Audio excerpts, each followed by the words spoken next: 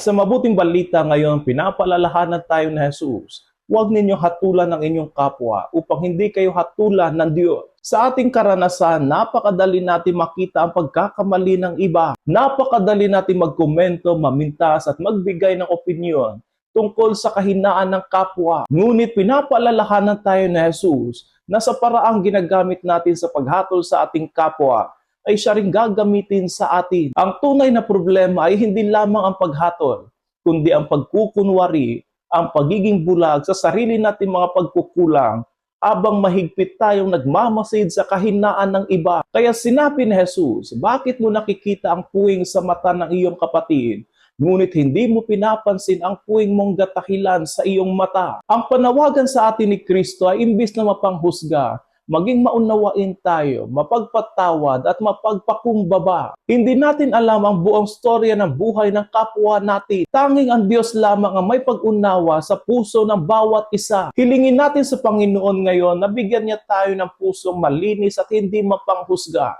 bagkus maunawain at maibigin sa kapwa.